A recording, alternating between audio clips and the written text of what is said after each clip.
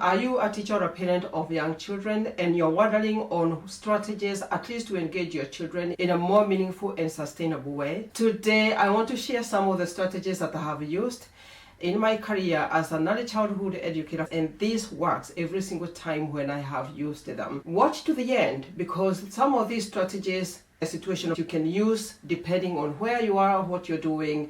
One of the things that I have done is to use what the children's interests are. If your child is so much interested in with the dinosaur, for example, I use those dinosaurs to teach them math, to teach them literacy, to do story time. In fact, many times I will remind them, oh, you forgot your dinosaur today for story time. Just they can feel that they are seen, heard, understood. That helps them be able to sustain their attention in that space. Most of the time when you tailor learning experiences with their passion or what they like most, they are more likely to be there and to pay attention. The second thing I do is to share my own childhood story, childhood songs, experiences, the games, and I tell them to share theirs as well. And it is very interesting when they look at you, it's like, you are also a child one time. You know, the concept is so foreign. And when you mention that when I was a child, I used to read this story. And if you have the book, the better. It is that connection. They like hearing you share the stories that you had growing up. They can relate because some of those things they can see, maybe you understand why they would be doing things the way they are doing them. The other one is tell them to teach them something. If it is a game, tell them to teach you. They feel so empowered and knowledgeable when they are given that lead role to teach you how to do something. Empower them by asking open-ended questions, which don't need a yes or no. It makes them feel capable. It makes them feel trusted for a task.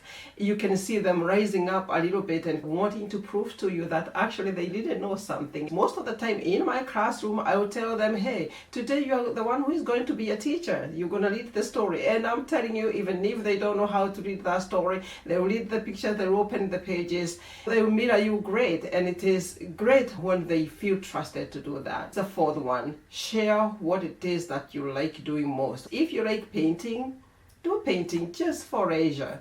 If you like bike riding as a parent, just go ahead and ride the bikes, you know. Or at school, cheer them on when they're riding those bikes. It creates such interest and also it enhances the bond and creating memories. The other thing is we live in a life of speed, and most of the time we just want to do things little quick. But children want to help. So if you are doing something in your house or at school, share the chores with them. They want to help. They want to be busy the way you're busy. They like being helpers because that is what it is that they are seeing. Remember, I have said so many times that children do not listen with their ears, they listen with their eyes. They are looking at what you're doing. You're modeling for them what it is that is expected.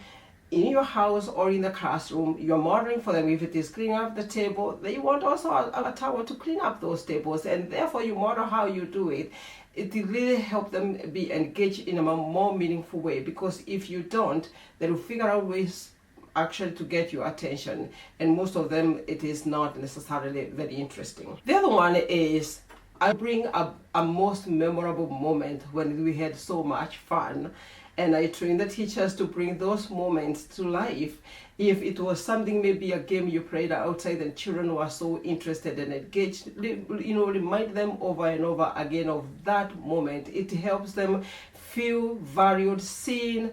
It strengthens the bond that you have, because you hear them just chase me again or tag me again because maybe you are playing together and it was so fun. Now, this is why I told you to listen to the end, because this is critical. Sometimes overlooked.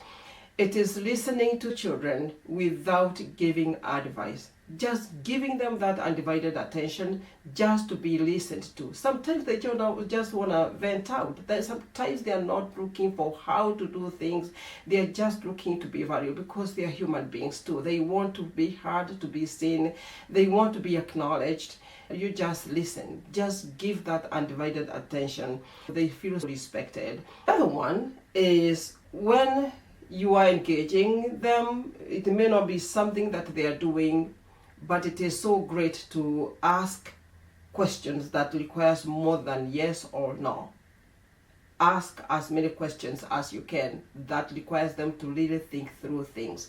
For example, if it is in the classroom or it is maybe a parent and you're looking for ways to engage that child, ask, tell me something fun that you did at school. Those are some of the things that I have done. They have been super successful. Let me know what it is that has worked for you.